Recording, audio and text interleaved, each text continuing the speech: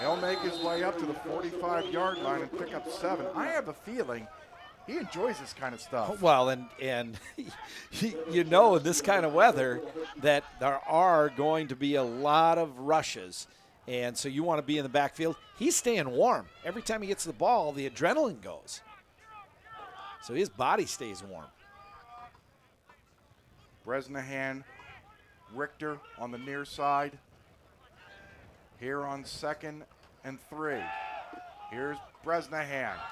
He'll get the first down. There's that long handoff that you refer. Always do that, and with this offense, Richter does a nice job on the perimeter, picks up that nice block to give Grady Bresnahan the room to pick up that first down and about 3 or 4 more extra yards. So great play by Meal, getting that ball out and putting it in the hands of his playmakers. You're exactly right, Richter. Not just a great receiver, but he blocked Jamari Manuel out of the way, opening the door for Richter. This is Simons trying to go straight ahead, and he's going to keep churning and pick up 2 yards. Don, you were telling me before we went on the air, maybe if the Dragons were ahead late in this game, and especially today when you've got a weapon like Zach Simons.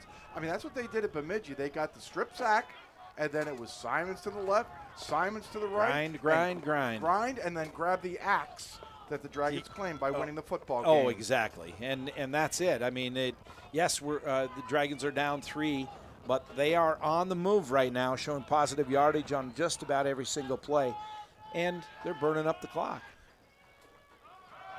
Simons again. He got chased, he got taken down. There's Jake Schley. You talk about the footwork, and you've got to have great footwork today as he found Simons and took him down for a loss. Schley, 6'1", 303 pounds, and we saw that from the get-go. He's got quick feet on that defensive line. I would say that he, at that size and that quickness, he might have an opportunity to play beyond the college ranks, just because of where he plays on that interior defensive line. Great play by Schley to bring Simons down. He wasn't a musher. He was a husky. Run through the snow. It's 3rd and 13. Meal, this is a draw. Fumble. It looks like St. Cloud State got it again. And they do. The second Dragon turnover today. Those are the things. Ball protection.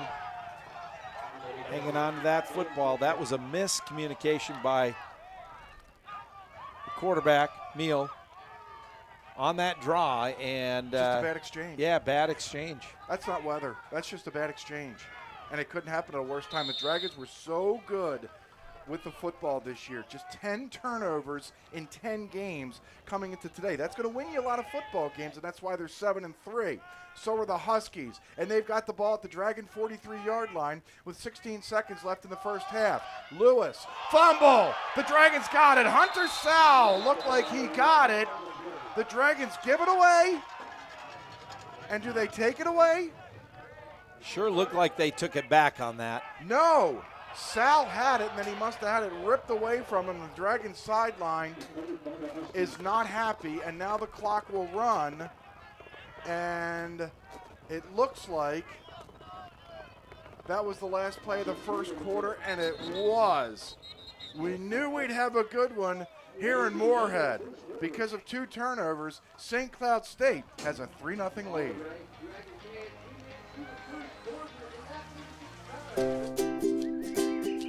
Another day. And just like every day, it never seems to slow down. But you have a plan. Grab a cup, grab the paper, and grab a little time. Just for you. It's worth it. Don't get the paper? Just grab the phone. Call now and save up to 60% off the newsstand price. Journalists, bringing the story home every day. There it is. The Dragons trying to get history. A win today and a Minnesota Duluth loss. And the Dragons would clinch a share of the NSIC North. And like we said at the top of this broadcast, the Dragons have not won a title of any sort since 1995. Yeah, and the Dragons have this opportunity right in front of them Down 3-0 here at St. Cloud, and a trip to the Mineral Water Bowl on the line with a win against the Huskies here today. Looked like a turnover. It wasn't. The Huskies recovered it.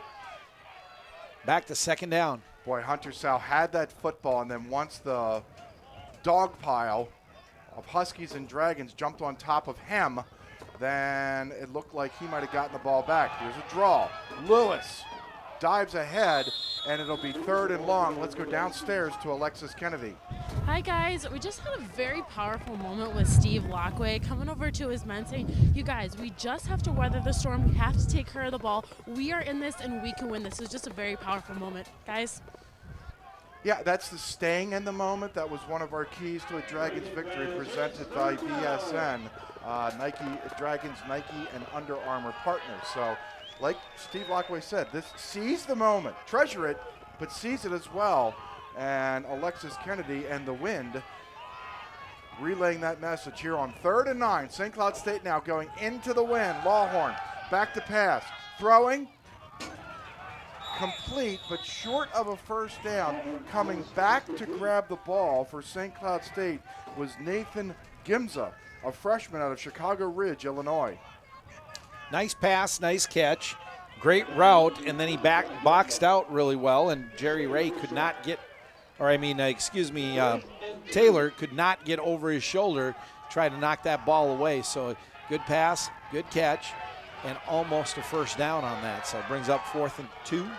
St. Cloud State will go for it. They're 0 for 1 so far today on 4th down, and Adam Stage has the only points for today, a field goal. Carver in motion. They give it to Lewis. Oh boy, is it close to a first down. The preliminary indication is that he's short. Oh yeah. They mark the ball on the north side of the 33-yard line. The sticks are on the south side. It doesn't look very south out there today. Well, it's hard to see with the snow, but if you short. Yeah, you watch him where he's taken down right there. His forward progress got stopped, and it looks like a great job by the defensive line. I don't think this is even close. We'll let the crowd tell you. If the sticks were accurate. You just never know. Oh, yeah, he's short. There you go. There it is. Right on the south side of the 33-yard line. Come on now. Didn't recover the fumble, but now turned it over on downs, and that's just like a turnover. Yes, a couple extra yards that the Dragons have to make up from where they would have had the ball, but gives the Dragons another opportunity to start a nice drive again with the wind at their back. Yeah, the Dragons mustered only 42 yards of offense. Last week, in perfect conditions in Bemidji, they manufactured 20 yards in the first quarter, and they ended up with over 400. There's the biggest play of the day so far for the Dragons. Sweep gets a first down over midfield.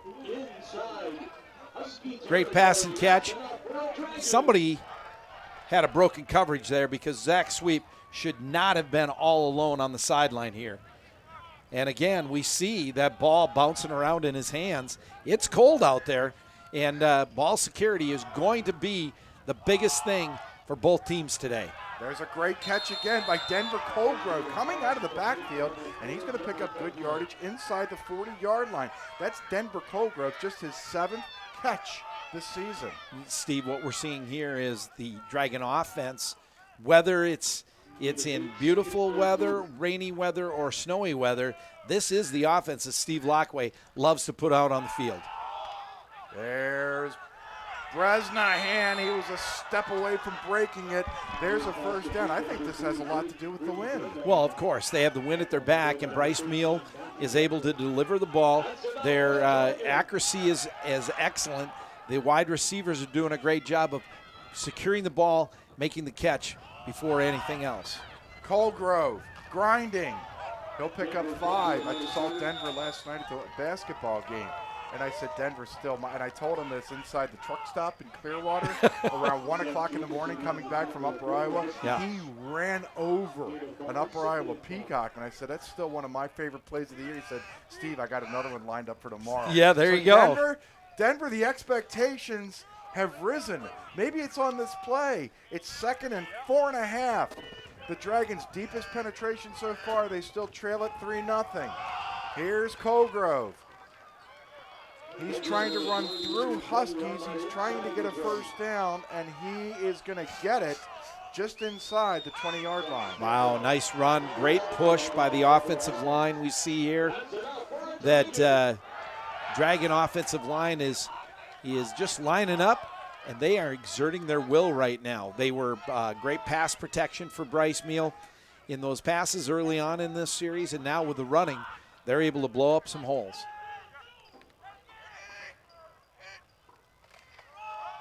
Meehl gives it to Simons, and he gets stopped cold, no pun intended. That's a great one-on-one tackle by the linebacker Graham Miller out of Washburn High School down in Minneapolis. It's 2nd and 11. This is a big test for the St. Cloud State defense. Yeah, and Miller, 6'3", 225 pounds. He's a load. He filled that hole up in a hurry. Meehl wants to put it up. Throws. Incomplete, headed towards Chevy Land down in the northeast corner of the end zone. And it'll be 3rd down. Good coverage that time by Gutschau, who has one of the fumble recoveries today. And pressure on Meal by Zach Steckline, 6'6", 235-pound outside linebacker for the Huskies. Came in, his big body, and he leveled Bryce on that play. Yeah, Meehl knew he was going to get hit. Oh, yeah, and he delivered the ball as best he could right down to the corner. Dragons have turned the ball over twice. They've had a 1-yard punt, and yet they only trail this game 3-0. Meehl back with some time, throws short, sweep, hit, and he goes down at the 15-yard line. It's 4th down. Stage hit a field goal, and now here comes senior Joe Chesvold to try to tie this thing up. Well, this is going to be a little bit longer for the Dragons than the kicker for the Huskies. He had a 27-yarder. This one will be 31 yards, yes. Chesvold, 8 of 13 this year on field goal tries. A good snap, a line drive, and it sails left. He really never just looked wonky from the beginning. It looked like there was a little bit of a rush on that whole play. From the snap, the hold, and from Joe, it looked like he rushed himself a little bit into the approach of the ball. I saw something else. I'm hoping we got. Did the ball get tilted a little bit? I thought they only lined up like 5.5 or 6 yards behind the line of scrimmage. It just looked tight. Well, and maybe Chesvold rushed it. Either way, the Huskies get the ball back at the 20-yard line. We just mentioned this was a big defensive series for the Husky defense, and they got virtually the turnover. Yes, they did. And the Dragons completed what they needed to prior to that, but couldn't convert any points. So Dragons now need another opportunity to get the ball back before the end of this period. Lewis is going to fight and just get back to the line of scrimmage. Alexis, maybe the good thing for you is all the action has been down on the north end of the stadium. Yeah, she can keep her back to the wind. Yes, for sure. I don't even think this last, what does this be, like 30? I'm going to try to keep my toes warm and keep walking around. All right. Alexis Kennedy downstairs. Having an absolute blast today. It's 2nd and 10 for St. Cloud State here at the 9:30 mark. Lewis again. Nothing. Stood up and thrown down. It's that kind of day out there today. Yes, and a great push by the defensive line for the Dragons. The offensive line for the Huskies looks a little tentative coming off the ball. Now, I know they're trying to pick up the blitzes and some of the package things that the defensive crew from the Dragons are throwing at them, but it hasn't been that odd. They've just been doing it with their 4-down man. Carver's the tight end. 3rd and 11. Lawhorn throwing. He's got Solberg, but he's going to be well short of the first down, so the Dragons give up some yardage, and then Shad Vida makes the tackle. It's 4th down. I honestly believe both coaching staffs got what they wanted. field position. Yeah. Field position on And no if you're not going to turnovers from St. score. Cloud, right. Yeah, if you're not going to score, then you just need to give yourself breathing room to get the punt off. Now he's going to be punting into the wind. We'll see what happens here. But, yeah, field position is going to play a big, big role in this game. As we already talked about, the turnovers were number one on that list, but Dragons have two. Stage, trying to keep it low. You can see the wind hold that ball up, and it's going to come to rest on the Dragons side of the field. That's a 25-yard punt. I'm not suggesting for a moment that St. Cloud State wanted a 3-and-out. I wasn't suggesting that. I'm just saying they didn't turn the ball over, and they're going to make the Dragons at least go 50 yards instead of 20 yards. Yes, you don't want to turn the ball over in your end of the field. You give a team a short field, there's too many things that can go wrong, and you're more apt to give up those points, whether it be a touchdown or a field goal. In this case, Huskies achieved what they needed to out of that. 1st and 10, a one-handed snare by Meal getting across midfield. Is that Simons? No, it's Denver Colgrove. Yeah, it's Colgrove. foggy, it's snowing, and they're wearing gray. Gray with red numbers. I'm sure you folks looking at the screen, it's a little hard to pick up those red numbers. 2nd and 7 in Husky territory. Meal might be changing the play at the line of scrimmage. We hit the midway point of quarter number 2 in the battle for the mineral water ball. This ball is tipped, and luckily for the Dragons, nobody dressed in white was near the football, so it'll be 3rd and long. That's the second tipped ball or blocked ball by a defensive lineman by the Huskies in this game. One in the first quarter on Bryce Meal, now this one here in the second quarter. 3rd and 7 for the Dragons. So it'll be 3rd and 7 from the St. Cloud State 48-yard line. 3 receivers on the near side, as well as Denver Colgrove. Bresnahan in motion to the far side. Meal, back to pass. Flushed out of the pocket, throws short, incomplete. There's just no, I want to use the word fluidity, but it would freeze out there. And understandably so. Right, Maybe yes, it's also St. Cloud's defense why the Dragons can't get this thing cranked up. Well, and last series, the Dragons did have some momentum. Yeah. They completed 3 or 4 passes. They had 2 or 3 really good runs. They fell short on that. But this one, just no continuity. Oxendorf, this knuckleball goes down and into the end zone. A 48-yard punt by Oxendorf. And you know what? That's as good as you can do. That ball, you could see the wind just take that knuckleball all the way down as you see a snowy Steve Lockway patrolling the Dragons sideline. His team only trailing 3-0. And you saw Oxendorf bring that kick back into play. It wasn't a full leg extension on the kick. He knew what he was trying to do. Keep it low, try to get it to hit quick, maybe get a little bounce back, but it didn't. It skated right into the end zone. So 1st and 10 from the 20-yard line for St. Cloud State. 7:15 remaining before halftime. 3 Huskies are on the right side. They give the ball to Lewis. Finds a hole and then goes nowhere. As coming in quickly to seal it up was Michael Strand. He had a happy daddy last night as Barnesville High School has gone to the Final Four in Minnesota football. Pitched a shutout last night, I understand, against Moose Lake. 40-0, I believe. 40 rip is what they call 40 rip. So, yeah, great job by the Barnesville Trojans beating up on the Moose Lake team. it. Moose Lakers. Moose Lake Lakers. I don't That's know probably it is. what they are. Not today. The Moose Lake Yeah. frozen ices. Glaciers. 2nd and 12. Dragons show blitz. Lawhorn rolling to his right. Being chased. Throws. Complete. Coming back to get the ball is Solberg, and then he'll be escorted out of bounds. They are going to give him forward progress to the 24-yard line.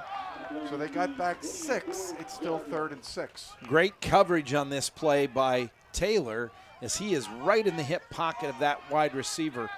Gave him no room at all. When he caught that ball, he was on him like a fly on stink. 3rd and 6 for St. Cloud State. Lawhorn trying to keep his hands warm. The Dragon defense trying to get off the field. Lawhorn with time throws, intercepted. Oh no, Taylor had it. Taylor had it. It would have been his 4th this season, and again, I'm blaming elements.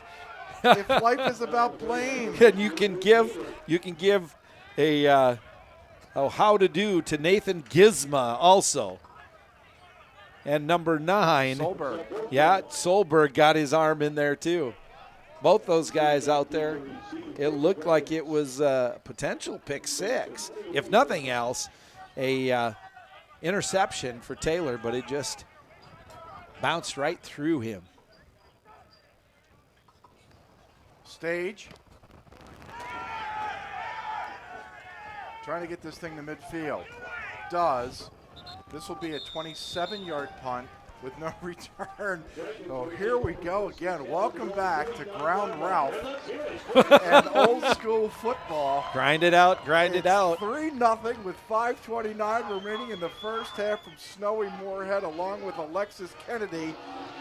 Downstairs, Steve DeStacio and Don Groth. Hey, Alexis, we're upstairs and it's warm. And you know what? It's not that warm, Alexis, really. I'm going to roll my sleeves up and get under the heater. And we don't have a heater up here either.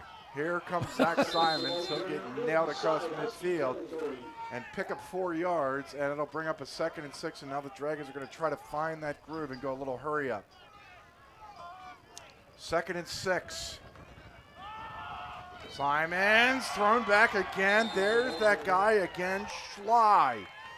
He is terrific. You're right. This guy looks like he could play at the next level. he's got quickness. He sheds those blocks very quickly, and he's low to the ground. Yeah, 6'1", 303. Up, and you don't have a chance of getting out of his grips. So it's 3rd and 9 from midfield. Again, 3 receivers to the right. Here's Meal. In trouble, fumbles. But it was grabbed by an alert Tyler Lazars, the center, as the Dragons continue to have trouble holding on to the football. They fumbled it twice. They've dropped the pass. DeAndre Taylor had an interception, gift wrapped to him, and he dropped it. And now Meal dropped it. Fortunately for him, Lazars jumped on it. After the loss of 11, Oxendorf in to kick it away. And we've got a timeout by St. Cloud State. So we'll step away with 4:10 remaining in the first half. It's St. Cloud State 3, the Dragons, nothing. It's a new stay at the Courtyard by Marriott, located just minutes from downtown Fargo, local colleges, shopping centers, and several restaurants. The Courtyard features a 24-hour fitness center, 24-hour on-site Starbucks, and our bistro restaurant and lounge open for breakfast and dinner daily. Relax in one of our 2 indoor swimming pools and hot tub. The comfort your family needs close to all the action at the Courtyard by Marriott. Visit our website or call 218-284-1000. That's 218-284-1000. Oxendorf on to kick it away. His last punt sailed into the end zone of the 48-yard variety. He'd love another one of those kicks right now, as he's back at his own 25-yard line. A low snap. Oxendorf grabs it. This is a beauty. Oxendorf pins St. Cloud State all the way down to the 17-yard line. That's a 43-yard punt. There's that flip field position once again. Well, and I'll tell you what, it is going to play a big factor all day today. I mean, with the wind the way it is, the weather, the snow on the field, everything that is in play today, Steve, it is all on field position. And when those mistakes happen, a team has to be ready to capitalize. The Dragons haven't capitalized on the times when they've turned the Huskies over in 4 downs. And here's the thing, Don. It's still only 3-0. 3-0, yeah. Exactly. You got it. Lewis looking for some running room. He gets cut down by Doan. He'll pick up a couple yards. We're under 4 minutes remaining before halftime. St. Cloud State leads it 3-0 on an Adams Stage field goal midway through the first quarter. Right? And that's it, a 27-yarder with the wind at his back. The Dragons have a missed 31-yard field goal try here in the first half. 2nd and 7 for St. Cloud State.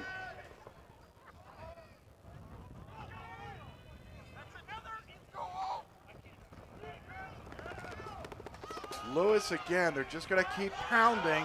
The Dragons are also looking for the football as he picks up a couple. Yeah, they're really trying to strip that ball loose. Lewis does a great job of protecting it, running with both arms on the ball for sure. There's no doubt about that. So it's 3rd down for St. Cloud State. So far on 3rd downs today, St. Cloud State has not had a lot of success. 2 for 6. Solberg by himself on the near side. Triple tight ends in the ball game for the Huskies. They need 5, and now they're going to take a timeout. Again, we'll take a break. 2.5 minutes left in the first half. Still 3-0 St. Cloud State. Well, it finally happened, Zachary. Somebody burned down my she shed. Nobody burned down your she shed, Cheryl. Well, my she shed's on fire. The she shed was struck by lightning. Zachary, is my she shed covered by State Farm? Your she shed's covered, Cheryl. You hear that, Victor? I'm getting a new she shed. She shear? Mm-hmm. That's wonderful news. Go with the one that's here to help life go right. State Farm. Call State Farm agent Dave Eggers at 218-233-1334 today. There's a lot of Promotional Solutions is a collection of marketers, creators, designers, finance guys, and fangirls with a passion for good products and design. They strive every day to live up to their namesake by creating awesome promotional solutions. Visit promotionalsolutions.us or promotional solutions at promotingus.com. 3rd and 4 for St. Cloud State. Again, triple tights for the Huskies. Solberg, the lone receiver. Lewis, the setback behind Lawhorn. Lawhorn keeps it himself, and he's going to slide for the first down. A well-designed and well-executed play for the St. Cloud State offense. If not, they would have had to kick this ball into the wind, and nobody's had greater than a 26-yard punt kicking it south. And most definitely. In that play again, Lawhorn, just a great read on his part, and I don't know if he planned to keep that the whole time, but 6'2", 206-pound junior out of Germantown, Wisconsin. I think that's south towards Milwaukee, down by Pewaukee. I might be wrong, but it's down in that neck of the woods in the southeast part of Wisconsin. Lewis runs into a brick wall. Now the chess game. Does Steve Lockway take a timeout? St. Cloud State, Don, I don't know if you've noticed, but I have. They have been taking the play clock all the way down to 1 tick. Right now, they don't have to snap this ball until the 109 mark. Oh, so they've been doing they're it. in total clock management right now. Yes. Well, they don't want to give the ball back, to the Dragons with the wind, with too much time left, and they were fortunate to pick up that last first down. Steve Lockway has all 3 of his timeouts, 3 on the play clock. They snap it with 1. Lawhorn is going to keep it, and he's just going to go down. Again, this is clock management. Now there goes Steve Lockway. He's running after the head line judge, Christopher Giris, and he takes a timeout. We'll keep it right here. 1 minute and 1 second remaining in what has turned into a chess match here late in the second quarter. Oh, for sure. And now you can bet that the Dragons are looking at maybe getting this ball back with about 42 seconds left. Somewhere around there, maybe 50 seconds left. Sure. Somewhere about that. Taking this timeout, it's oh gosh. 3rd and long, not third and not 3rd and 55. It's 3rd Excuse and long. me. It's 3rd and 14. 15, yeah. 15. 3rd and 15, but I know they're not going to be throwing the ball on this one, so I know you said, and I'm going to pick on you a little bit, you Yeah. said there could be, well, you said there's going to be 30 passes thrown. More in this game. than 30 passes. There's already 18 But thrown. look how many have been completed, and look at the yardage. Neal has 50, Yeah. and a lot of that has been yak, the Yep. yards after catch to Yep. Grady Bresnahan. For sure. Lawhorn is 3 of 7 for 20 yards. Right. 3 of 7, that's like watching an Army-Navy game. 3 of 7 for 20 yards, but again, it's at this point, I can't imagine they're going to throw the ball here.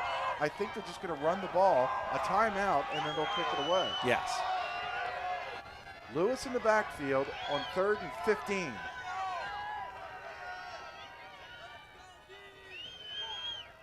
Lawhorn gives it to Lewis. Strand grabs him, gets taken for a ride, goes down, and now Steve Lockway will take his second timeout. We will take one as well with 55 seconds remaining in the first half. 3-0 here in Moorhead. Dragon Swim School is proud to offer year-round swimming and diving lessons with the lowest student-to-instructor ratio around. Lessons are available for all levels, including parent-child sessions and preschool. Help your child learn to love the water in a safe and caring environment with us at Dragon Swim School. Visit msumdragons.com/swim for more information. That's msumdragons.com/swim.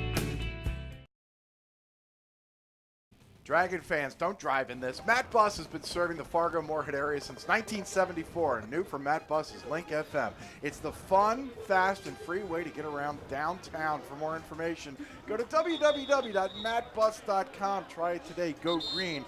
Ride Matt Buss. Right now, Steve, we were just chatting, and we were looking at statistics. All right. Gregory Lewis, the top running back, over 1,000 yards for the Huskies on the season. 18 carries. Stats are just updated. 18 yards rushed for. There's the boot. There's Zach's sweep. And there's a great special teams play by Parker Buckley, a sophomore out of Rice Lake, Wisconsin. So you said about 40-something seconds remaining? 47 seconds. The Dragons have one timeout remaining. Remember, they did engineer a drive that gave Chesvold a shot at the field goal. Maybe that's what they're aiming for here. Exactly, and I'll tell you what, the offensive line did a great job on that series where they gave Bryce Meal the ample enough time to make those quick throws. They completed 4 passes. They had 4 rushes. They had 8 plays in a quick amount of time. Let's see what they can muster up here in 47. Neal throwing long. Too long. Incomplete. He was looking for Grady Bresnahan on the far side. Boy, he was throwing and looked like he couldn't even lift his shoulder during pregame, but I'll tell you something, that guy might be in a lot of pain right now. But he sailed that one just a little high. I think he didn't take into account the lift that this wind is giving him from behind. 2nd and 10, 42 seconds remaining. Now the Dragons will keep it on the ground. Colgrove can't go anywhere. As Jack Porter, senior linebacker, wants to play one more game as well. Takes him down, and now the clock's running.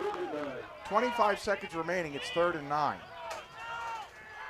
Nielsen sweep wide to the right side. The Dragons don't have to snap the ball if they don't want. I think I know what Steve Lockway is going to do. Either he's not going to snap the ball or we'll take a timeout with 1 second remaining. He's not even going to snap the football. So that is how much the weather is playing into effect today. Halftime here in Moorhead, 3-0, St. Cloud State leads it. Go warm up, we will. When we come back, we'll have a halftime news break, and then Don and I will come back with stats, highlights, and a look around the NSIC. You're watching live coverage of MSU Moorhead Dragons football on WDAY Extra. The mind is not a vessel to be filled, but a fire to be kindled.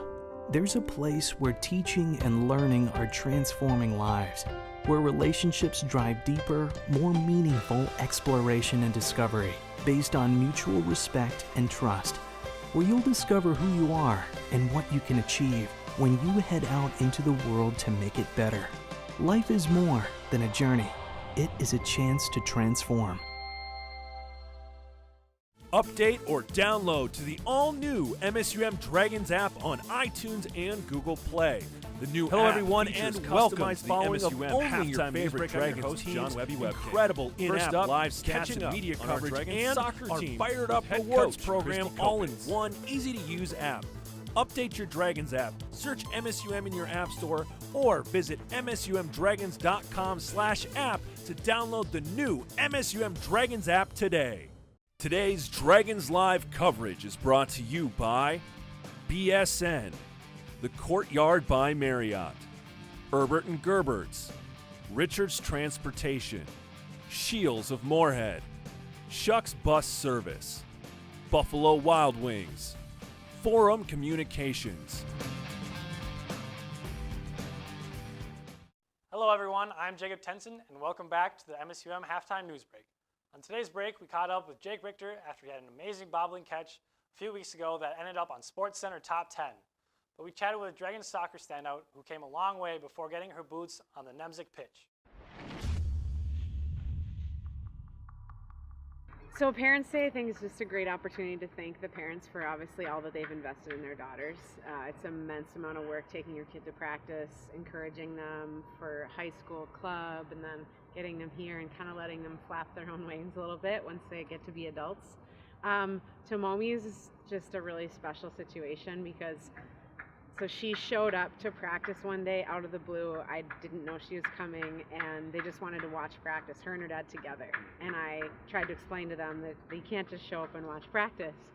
So then we began a long process to get her to be recruited here, but it was so great that he was able to come and watch her live. And he's come all the way from Japan, which is pretty remarkable. So I know it was really special for her. Actually, this is the first time to see the Dragon get for real. It's very exciting, but I wanted Tomomi get one goal. Everybody did their best, so I think it's good.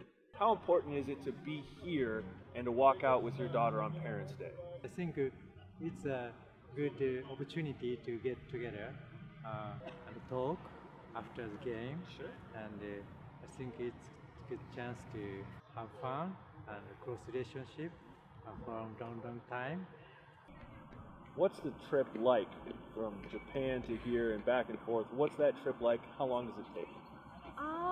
So actually I have to take 2 flights from here because Fargo Airport is so small. So total is 15 hours, I think. What's it like being from Japan, being here in Minnesota and playing for the Dragons and coming all that way? Playing in America is tough for me because they are so big and I'm small. But my teammates are so awesome. They are kind and help me so much. So that's good. Yeah, she's just a really funny kid. Soccer-wise, she's really technical, and she's so fun to watch because she can just dribble and dangle people, and she's just an excellent soccer player. She's such a polite, sweet player and kid, and I think that she really opens the eyes of some of our American players and the sacrifice you have to be an international student athlete. Tomomi was a great addition to the team, and we are proud to have her as a Dragon. Coming up after the break, a bobbling catch that caught the attention of the mothership. The mind is not a vessel to be filled, but a fire to be kindled.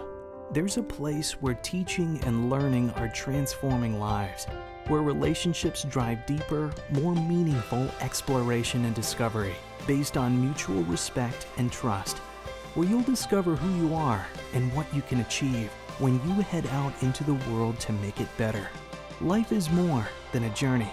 It is a chance to transform. Update or download to the all-new MSUM Dragons app on iTunes and Google Play. The new app features customized following of only your favorite Dragons teams, incredible in-app live stats and media coverage, and our fired-up rewards program all in one easy-to-use app. Update your Dragons app, search MSUM in your app store, or visit msumdragons.com/app to download the new MSUM Dragons app today. Dragon Swim School is proud to offer year-round swimming and diving lessons with the lowest student-to-instructor ratio around. Lessons are available for all levels, including parent-child sessions and preschool. Help your child learn to love the water in a safe and caring environment with us at Dragon Swim School. Visit msumdragons.com/swim for more information. That's msumdragons.com/swim.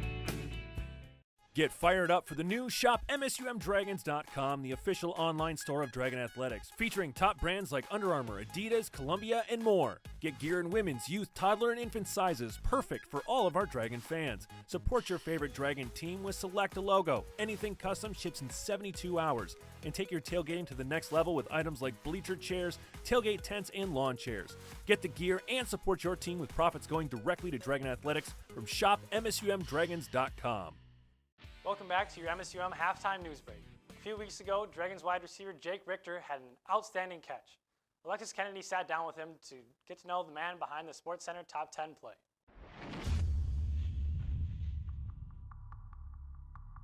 Second down and 5. Sinani gonna throw near sideline to Richter. Richter comes up with the catch at the 42. Is he inbounds? Yes! Oh, what a catch by Richter. Past the 40 to the 40. Speaking of big plays, had a big play. Tell me kind of like how it went down, what went through your mind? Well, I mean, it was a one-on-one matchup with the guy, and Sinani threw the ball up and kind of, I don't even know, tried to catch it over top of him, but it kind of bounced around a little bit, and I just remember at one point reaching my left hand out and kind of reeling it in, but I didn't know if I'd be in or out of bounds because it was right next to the sideline, but the guys on the sideline did a good job selling it to the refs, so I mean, got pretty lucky with that, but it was pretty sweet. For sure. Did you have a lot of people reach out to you afterwards? Yeah, a lot of text messages and that kind of thing. My mom was sending the video around to the family and friends and stuff like that. But yeah, and then on Twitter, it was blowing up. I didn't expect it to blow up like that. That was ridiculous. Obviously, you've had some success this season. Last year kind of got detoured with your injury. What kind of happened, and what did you do with your mindset to, refocus for this year? Well, last year in the beginning of the second game, or first drive, I think it was, I fractured my fibula in my leg. And so that took me out for the rest of the year. It really just helped out my mental, I think, like not to take anything for granted because it can end like in one play. So nothing's for sure in the sport, so just enjoy every snap. It was really kind of just a learning experience. I've never really been sidelined for a whole season. So it was a little different like on my mental, but I learned from like the older guys kind of more about the game, I guess, and then more about myself. Like kind of took that time to grow, get a little bit bigger, just do my best to develop my body, that kind of thing, and then just cheer on my teammates. Very successful season start so far for you guys. What are you kind of contributing to that? Really just try to contribute wherever I can. Whenever Sinani will throw the ball to me, I guess. We got a bunch of receivers who can make plays and a lot of guys on offense who can make plays. I think that's really good just to spread the love around a little bit because not one guy's going to take over the show and anyone can make a big play at any time. So just kind of take that and get excited for guys when anyone gets in the game and makes a big play. So we just kind of all root for each other when it comes to that. Why MSUM? I think it's just the culture that the coaches kind of instilled in all the guys, and no one's really outcasts anyone. We all kind of we're a family, like, and people say that, but we really are. We all have the same mindset, like we work hard, try to reach our goals together, and it's not really an individual thing. It's just everyone's about the team. We're here to do big things, do things that haven't been done here in a while. So thanks for sticking with us here on MSUM Halftime News Break. Stay tuned for more Dragons Live after the break. Today's Dragons Live coverage is brought to you by Matt Buss, Midco, Moorhead Public Service, Papa John's, Pepsi, Sanford Health, State Farm agent David Eggers, and Minnesota State University Moorhead. Dragon Swim School is proud to offer year-round swimming and diving lessons with the lowest student-to-instructor ratio around. Lessons are available for all levels, including parent-child sessions and preschool. Help your child learn to love the water in a safe and caring environment with us at Dragon Swim School. Visit msumdragons.com/swim for more information. That's msumdragons.com/swim. Update or download to the all-new MSUM Dragons app on iTunes and Google Play. The new app features customized following of only your favorite Dragons teams, incredible in-app live stats and media coverage, and our Fired Up Rewards program all in one easy-to-use app. Update your Dragons app, search MSUM in your app store, or visit msumdragons.com/app to download the new MSUM Dragons app today. The mind is not a vessel to be filled, but a fire to be kindled. There's a place where teaching and learning are transforming lives, where relationships drive deeper, more meaningful exploration and discovery based on mutual respect and trust, where you'll discover who you are and what you can achieve when you head out into the world to make it better. Life is more than a journey. It is a chance to transform. Get fired up for the new Shop MSUMDragons.com, the official online store of Dragon Athletics, featuring top brands like Under Armour, Adidas, Columbia, and more. Get gear in women's, youth, toddler, and infant sizes, perfect for all of our Dragon fans. Support your favorite Dragon team with Select a Logo. Anything custom ships in 72 hours. And take your tailgating to the next level with items like bleacher chairs, tailgate tents, and lawn chairs. Get the gear and support your team with profits going directly to Dragon Athletics from Shop MSUMDragons.com. Welcome back to Shields Field at Alex Nemzik Stadium.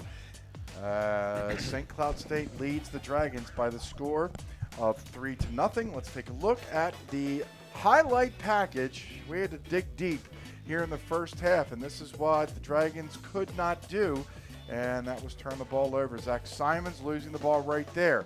This is Adams Stage with the only points of this ball game, a 27-yard field goal midway through first quarter. Then a bad handoff between Meal and Simons. Gutchow jumps on top of it, and St. Cloud State in business. Then the Dragons, look at that. Hunter Sal, 97, thought he had the football, but then he got it ripped out of his hands. Then the Dragons in the second quarter would come back, engineer a drive. They would miss a field goal, and now the Dragons would have trouble holding on to the football again. Meal dropped it, but then his center, Tyler Lazars, would jump on top of it. As we take a look at the first half stats, Don, I see two large numbers here. 3 points for St. Cloud State, 2 turnovers to none in favor of St. Cloud State. And the beginning of the game, Steve, we talked about that number one thing being turnovers. You've got to have ball security. You have to hang on to the football. St. Cloud leads this game, and that 0 is why, that turnovers, because they have not turned the ball over to us in a sudden fashion. You know, a interception or a fumble. The Dragons have given up 2, so they're -2. One of the other big things that stands out to me, Steve, St. Cloud State, the Huskies, have 2 first downs. 2 first downs. The Dragons have 6. These are still small numbers. Small numbers, look, yes. 159 yards. And again, the 2 Dragon turnovers, the missed field goal, the reason why St. Cloud State is winning this football game. We'll take another break. When we come back, we'll take a look around the NSIC scoreboard, talk about postseason and much, much more. You're watching live coverage in the snow of Dragons football on WDAY Extra.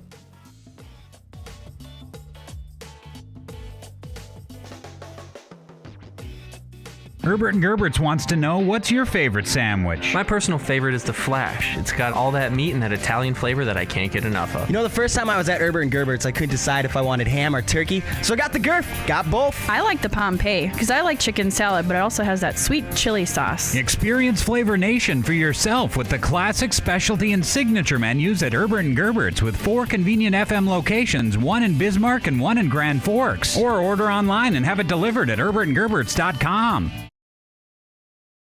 With everything that happens in a day, it's nice to have options. That's why we're making it easier for you to get news that fits your schedule. WDAY WDAZ News. First on at 4. working hard to bring you more breaking news throughout the region and weather that will impact your area, all at a time that works for you. The first in the region, your trusted team, keeping you informed when you need to know most. WDAY WDAZ News, first on at 4. Prosperity is today's investment in tomorrow's promise. The promise of a better way of life. With every act of kindness, every act of creation, and with every act of love, we strengthen our community. And when we stand together as a community, we accomplish the impossible. We can choose to pass through life, or we can choose to pass on a better way of life. Libby here with another lesson. Okay, gotta make a list. Pay cable bill, research car insurance rates, get groceries. And my student loan payment is due next week. You look stressed. If you're worried about money, try riding Matt's bus. There is a bus stop pretty close to my job. I could give it a try. Awesome. More conditioner? Thanks a lot. He learned his lesson. Join us and take the challenge to ride green. Heading to Fargo Moorhead to get away and have a little fun? Book your room at the highly rated Microtel Inn & Suites.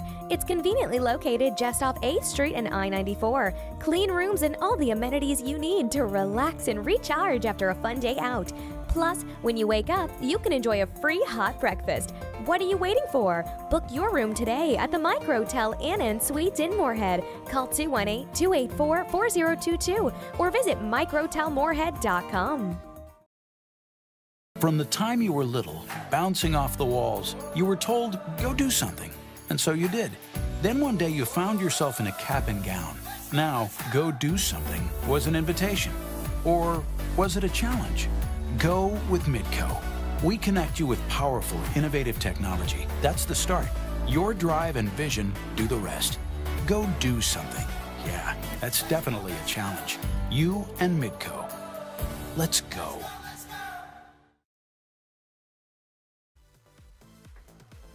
Welcome back. 3-0 is the score. St. Cloud State leads the Dragons. Let's take a look at the out-of-town scoreboard presented by the Shuck Bus Company. Minnesota State Mankato is going to complete their perfect regular season. They lead Upper Iowa 47-7. That was a game that kicked off at 12 o'clock Central Time. Look at Sioux Falls, the domination they had over the Dragons. 6-4 coming into today. They lead Wayne State 14-7. Winona State, a win could get them to 8-3. That would be tied for third in the NSIC, along with the winner of this game, but because of different things that we'll get into later, either the Dragons or St. Cloud State would go to the Mineral Water Bowl. And down in Marshall, Augustana leads Southwest Minnesota State 14-3 as those two teams close up the regular season. Bemidji State, after getting beat by the Dragons last week, they look like they're in good shape to win the Battle of the Beavers. It's Bemidji State 41, Minot State 7 in the second quarter. Minnesota Duluth trying to hang on and have a perfect season. They lead Northern State 22-0. And how about Mary looking for their first win of the season? They lead at Crookston up in the snow 21-0. We take a look at why this game is significant for the Dragons. If Minnesota Duluth were to lose, the Dragons would still technically clinch a tie in the NSIC North, and the rule is ties still go to both teams, even though Minnesota Duluth beat the Dragons. Well, yes, and that's for the conference portion of it. Duluth, I'm sure, is still going to qualify for the NCAA playoffs. So the Dragons, they trail 3-0. And Minnesota Duluth leads it 22-0. As you can see, St. Cloud State with this win today would get sole possession of second place overall in the NSIC North. And with Duluth and Mankato going to the playoffs, that's why St. Cloud State would go to the Mineral Water Bowl. He's Don Groth. I'm Steve DeStacio. Alexis Kennedy is trying to get warm someplace. We talked about she went in the field house. We talked about some of these numbers at the half. What are your adjustments if you're Steve Lockway here at halftime? Well, number one is you can't turn the ball over again. You Can't give it away, cannot give it away. One of those resulted in the 3 points that are scored in this game. So you can't turn the ball over. You also have to, on defense, try to create that turnover. Some way, shape, or form, have that in the back of your mind that you want to create that turnover. And then you have to win the field position. And field position is going to, again, be the be-all at the end of this thing. Now, the Dragons will kick with the wind to start this third quarter. That means the whole third quarter, they have the wind at their back. Watch St. Cloud State manage the football like they did in the second quarter. I thought they did a great job. They wound the play clock all the way down to 1 or took a timeout on every snap in that second quarter. They took advantage when they had the wind. Right? Yes. And then they made sure that they took care of business with the wind. And even though they're only up 3-0, they've got to do more of the same if they're going to win this football game, as this kick does go into the end zone.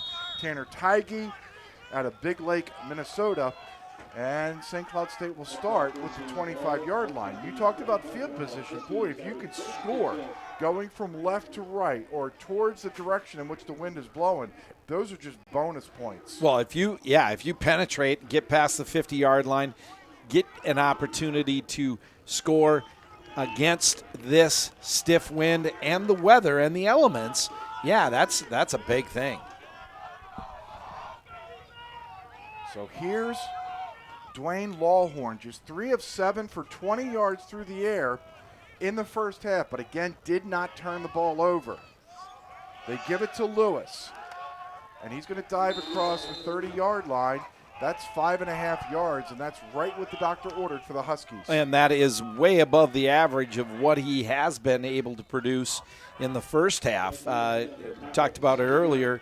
To end the first half, Gregory Lewis for the Huskies had 18 attempts and 18 net yards. That's about 1 per carry. Yeah, your math is correct, Steve. Whoa, I'm on a roll exactly. today. Second and 4. Again, they wind the clock down. They snap it with 10. Lawhorn. This has been the most successful play for the Husky offense. It hasn't been Lewis. It's been Lawhorn on that read option. 3 runs for Lawhorn, and I think that's their third down today, and he's got them all. It's his third down, and it's the team's third first down in this game. You saw Domek, 44 for the Dragons in gray, bite. Lawhorn ran to freedom. It's first down. He does have all 3 first downs. Remember, Yes. he slid in the second quarter, and then Yep. he went down out of bounds after the long run in the first quarter, and then that. So it's first and 10, 13:50 remaining as the clock is down under 5, and this is exactly what the Huskies want to do. They snap it with 1. Lawhorn throwing long. The ball's caught up in the wind, but it's still caught. Was he inbounds? Yes. Sam Hartman, with his 18th catch this season, came back. If Jerry Ray would have turned around, boy, there was a dying quail just up for grabs. But he couldn't get there. Neither could Gofford, who had the interception against Wayne in overtime. And that's a really, really big play to have a pass play go against you for that many yards here to start the third quarter.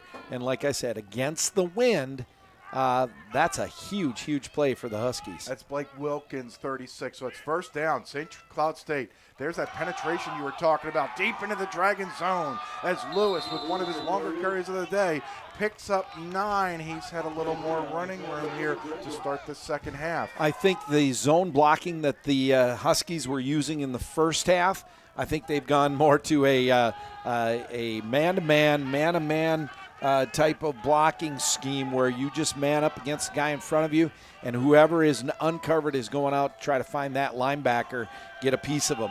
That could open up some bigger holes for the Huskies. 2nd and 1 at the Dragon 24-yard line, going into this wind, which is still kicking up. It's not snowing as hard. It's just this consistent nuisance. Lawhorn gaining the edge, and he's going to go out of bounds and get another first down as Lawhorn. It's not the numbers through the air. it's holding onto the football and doing a lot of this. And when you don't have a handoff that needs to be made or a pass that's being thrown, there's a lot less chance of having a mistake or a turnover.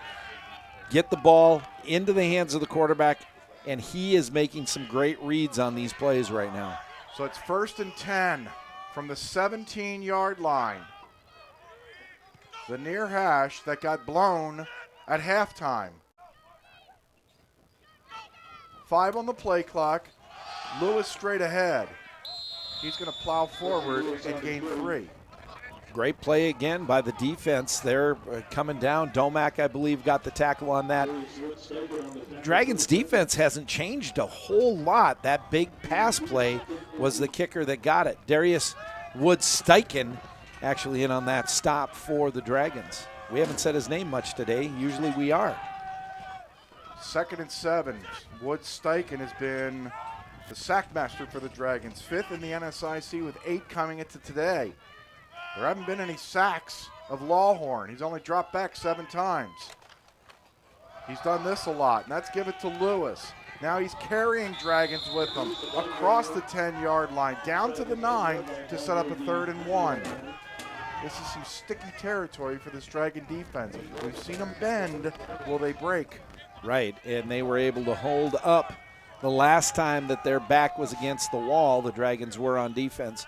Let's see if they can make a play here to stop things dead in the tracks of the Huskies. We hear people stomping their feet down below us. Are they trying to stay warm or urge this Dragon defense on? 3rd and 1. Give to Lewis. Straight ahead, he'll reach for the end zone, but he'll go down as he got taken down by Blake Wilkins at the 1.5-yard line. This will be a 1st and goal for St. Cloud State. And now the first down by someone other than Lawhorn. Well, and the receiver, excuse me. He did pass for that one, but this has been very methodical for the Huskies. Yeah, Hartman, right? Lewis, straight ahead. Searching. Couldn't find the end zone. He's down at the 1. So hard to see the numbers down there in the pile, but I think Michael Strand and Doan, along with Wood-Steichen, all in on that tackle. Domek, 44. Oh, yeah. Pretty much the whole defensive line and linebacker crew. 2nd and goal for St. Cloud State. You know what's coming, Dragons. The question is, can they stop it? It'll either be Lawhorn or Lloyd or Lewis. It's Lewis. Into the end zone. Touchdown. A masterful drive by St. Cloud State to start this 3rd quarter. Has them up 9-0. The offensive line did a great job this whole series, holding up when the passes need to be made and running the ball directly all between the tackles. There wasn't anything except for that little bit of a quarterback read option that went off tackle outside the end. Other than that, the offensive interior line of the Huskies held up on that and did their job of helping the Huskies put up 6 points.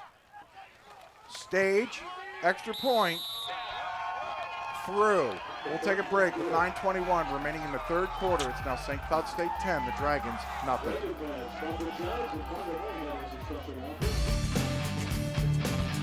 This is Dragons Live. Exceeding expectations. Getting better every day. It doesn't happen by chance. Preparation pays off. So the only question to ask yourself is, am I better today than I was yesterday? Exceed yesterday. Choose Sanford Orthopedics and Sports Medicine.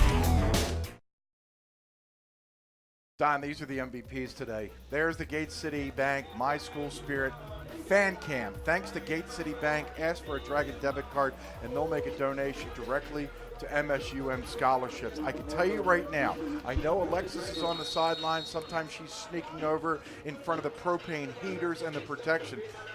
Those fans out there to sit outside today. This wind chill is in the single digits. Here's a squib kick. and the Dragons are just going to hop on top of it at the 35-yard line with 9:21 remaining here in this third quarter. Hey, Steve, to end that drive, 2-yard touchdown run by Gregory Lewis for the Huskies. That capped off a 10-play, 75-yard drive for the Huskies as they scored again on that 2-yard run by Gregory Lewis. The kick was good by Adam Stage. The score stands 10-0, the Huskies. Neal. What a catch by Bresnahan on the far side. Snaring that at the 30 or at the 40-yard line and grabbing a couple more. Boy, it's been tough to hold on to the ball today. Watch this. Whoop! Grab the stickum. What a zinger. Pick up 7. 2nd and 3. The Dragons know they're going to have to throw the football. Meal in trouble. Throws. Complete. First down midfield. Quick strike offense right now. And, yes, with a miscue on the snap, Meal has done a great job of managing what he can in this game so far. 1st and 10 for the Dragons. They'll go to the ground. This is Jokum. Jokum still on his feet. He'll gain 16 yards and a first down to the Husky 34-yard line. The Dragons trying to answer. Right, a big answer on that play by Ty Jokum. Last time he touched the ball, he had that fumble in the first quarter.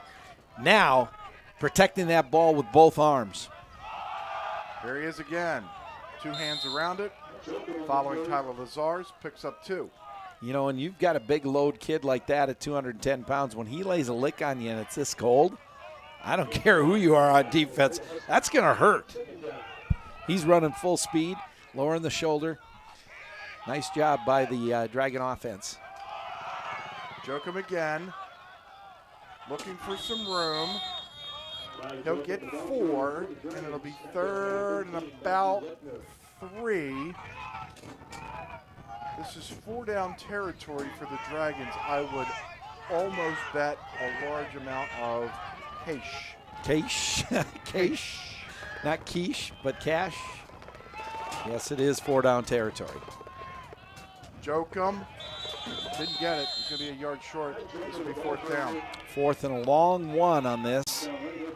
You're not going to kick a 40-something, are they? Nope, they're going to bring in the package. They're going to bring in, Ty Jokum's hobbling off. And Meal comes off, and here comes Zach Simons in. He's been so efficient all year long. Simons has 13 rushing touchdowns. He had 2 last week. All the Dragons are asking for here is a yard and a half. 4th and 1.5. Simons looking for the first down, and he's going to get it. He needed 1.5, and he got 2. He got 2 and a hard 2.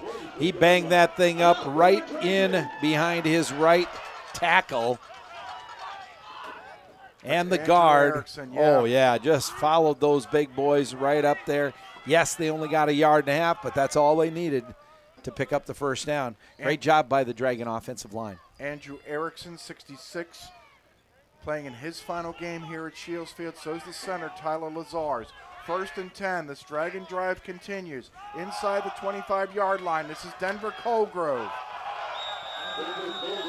There was his job of running over a player. Like he stated last night to you, he caught Ben Gutchow, defensive back, 6'1", 180 pounds from Amherst, Wisconsin, and Denver blows him up. That's that running over like a freight train, and he just did it. I'm going to hear about that one at the basketball game. He called it. Second He called and it. 5. Calling a shot. This is a tip ball. It's grabbed in the backfield by Simons. It'll count as a completion, although the Dragons lost a couple of yards.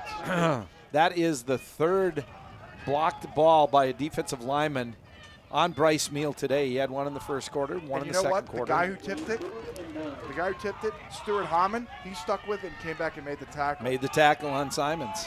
Nice job on that defensive play by the Huskies. Tip the ball from this guy, make the tackle on that guy. 3rd and 8 for the Dragons. From the near side, Neal firing into the end zone. Richter got it. Is he in? No, they're going to mark him down at the 1. He's done it all season long, his first catch today. And I'm not sure if the replay will show that he might have clipped the inside of the pylon with a foot. Or the ball. His knee was down. His knee got down. Yep, you're right. Then they rolled into the pylon.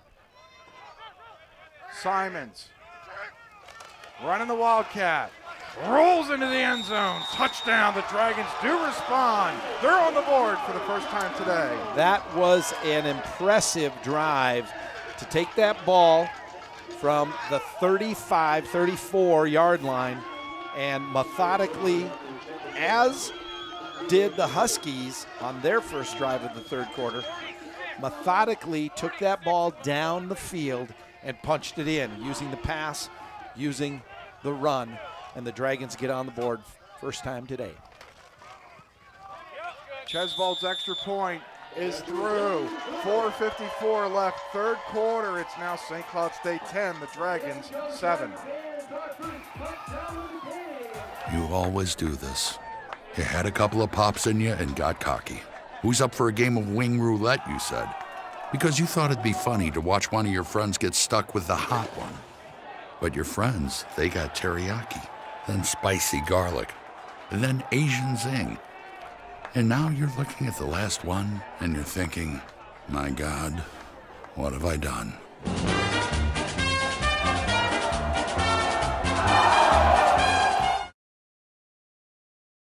You got questions? The Dragons have answers, or at least they did on this drive. 11 plays, 65 yards, 4 minutes, 27 seconds off the clock, Don. With the wind, I'm not saying must have, gotta have, but I think Steve Lockway and these Dragon fans probably feel a lot better after that drive and score. Oh, no doubt about that, with the wind that you chose at the beginning of the game, you were able to choose, and they got to have the wind at their back in the third quarter. So, yes, they capitalized on what they needed to capitalize on after the Huskies had put up that score early in the third quarter. So here's a return to the 31-yard line by Tanner Tighe, and that's for St. Cloud State. So St. Cloud State's in the same position they were when they started this third quarter, other than the fact that we played 10 minutes and 12 seconds. It's a 3-point game. Still. So they know they've got the lead, and they're going to have the ball with the wind for the majority of the fourth quarter. But wind or no wind, if they did what they did last drive, they're going to win this football game. Oh, yeah. I mean, the way that they methodically punched it down the field, used the run and the pass, just like the Dragons did last series. Lewis will get 3 up to the 34. So he had 18 and 18 at the half. He had 7 carries for 32 yards on that last drive. And now he's standing with 25 attempts and 50 yards net due, but he also has that touchdown. That's about 2 yards per carry. Your math is correct again. That's pretty good stuff. 2 for 2 today. Wow. 2nd and 7. In motion to the far side, goes pass. And everybody for the Huskies moved except for the center. Their center, Parker Mathewson at 6'3", 288, and a sophomore. And Justin Ingalls and his crew have not been busy today. That's just a third penalty today. This has been wonderful. No, it has been a very clean game. We've seen a lot of plays end with whistles and guys weren't even brought down to the ground. And maybe it's because it is so darn cold out. 2nd and 12. Those little 5-yarders, see if the Dragons can take advantage of that. Lewis pounding. Jordan Magnuson, some of his friends. A 2-yard pickup. This will set up a 3rd and 10 for St. Cloud State. And you, if you're a Dragon fan and you're the Dragon coaching staff, you can't be more pleased than to have them take 5 against what they had, and now you have a 3rd and 10. This is an opportunity now to get the ball back, just like a turnover if it was a fumble or an interception. If they can turn them over here on downs, make them punt the ball into this wind before the end of the quarter, they've done something very special. Lawhorn, too tall for Solberg. The pressure was put on by Matt Show and Hunter Sal, or Matt Domick rather, and Hunter Sal, and St. Cloud State's going to have to kick this away. There you go, and into this wind, and we know how tough it is to be kicking in this weather, number one. Number two, to punt against this wind. So the Dragons are going to get another opportunity with a little under 3 minutes left here in the third quarter, with the wind at their back. So this is Stage. Ball gets caught up in the wind. He got it up in the air. This is going to take a Dragon hop, and it's going to get down at the 42-yard line. Yeah, the first touch is where they will mark it. That's a 12-yard kick. 12-yard kick, there it is. That's almost just like a turnover. Yes, yes. Yep. So now the Dragons have it. 2 minutes, 59 seconds remaining. Third quarter, they trail 10-7. Here's an opportunity for them to take the lead for the first time today. Meal hands off to Simons. He's going to get grabbed by Schley, who has been nothing but outstanding today for St. Cloud State.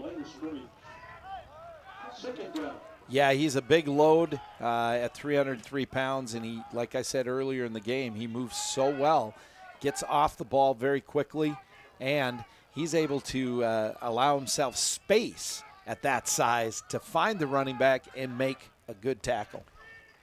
His 12th tackle for loss. There he is again getting a tackle. His 12th tackle for loss this season, his third today. Usually you don't see those interior defensive linemen up in the statistics. He came in 5th for St. Cloud State in tackling. That's 66 right there. Well, there you go. This is 3rd and 10 for the Dragons. So just like St. Cloud State faced 3rd and long, now the Dragons face 3rd and long. Got to convert. If you want to win this game, you need to convert on your third downs. Marquardt in motion. Kneel back with protection. Flushed, he's going to run for it. And he gets hit from behind. That's a terrific tackle by Jack Horter. He's been a mainstay here for St. Cloud State, and the Dragons go nowhere, and they're going to have to kick it away. Yeah, he's a senior, 215 pounds, 5'10", is Horter, that linebacker number 55 out of Sussex, Wisconsin. Yeah, I was just going to mention, I was correct. Germantown, Wisconsin is just a little bit north of Milwaukee. I've got a friend, actually a former teammate, Greg Bates, who played cornerback for the Dragons back in the days when I was playing here, and he lives in Pewaukee, which has a pretty darn good high school football program that Greg Bates has been a part of and helped coach over the last few years. So shout out to Greg Bates down in Pewaukee. He's listening to us right now, watching the game on the web. Oxendorf with a beauty. The Savage, Minnesota native. Look at that, the kicker. Hops off the field. Kicker. The kicker. Pumped. Hey. And then you know where he goes? Right to the warmer. To the warmer. But now St. Cloud State is pinned all the way down inside their own 5-yard line. 1st and 10. They lead at 10-7 with 1:07 remaining here in the third quarter. There's that tilt and field position. Lawhorn in his own end zone. He'll give it to Lewis, and he's going to give him some breathing room as he slides down in the snow to the 8-yard line. They pick up 5 as we're under a minute. And I'm thinking that's one of the first times here as we watch the defense get pinned back a little bit, and the offensive line for the Huskies were able to open up a big enough gap that Lewis was able to squirt out of there for a good 5 yards. Dragon defense needs to be a little tighter in the front, and gap control needs to be had right here. Try to keep them deep in territory. The one thing St. Cloud State is guaranteeing themselves, unless Steve Lockway will use his timeouts, they'll run the ball here. That's going to be a first down. Now they're guaranteed to not have to kick against the wind, as they're going to say Lewis was down think the Dragons were looking for a fumble. And now St. Cloud State can run out the clock here in this third quarter as Blake Wilkins hopped on top. Yeah, his knee was down. Then the ball popped out. And now St. Cloud State is just going to head to the sidelines. We head to the fourth quarter in the battle for who will go to the Mineral Water Bowl here in Moorhead. Huskies lead at 10-7. First thing I do every morning when I get up is look out the window and see what the sky is doing. The neighbors kind of all know I'm into this, so I'll get calls or texts saying, oh, there's 2 eagles in the trees over here. I have a lot of relatives who live in other parts of the state, and they see them on TV, and it always kind of makes them feel like they're connected. Keep an eye on the sky and be ready. You never know what might show up.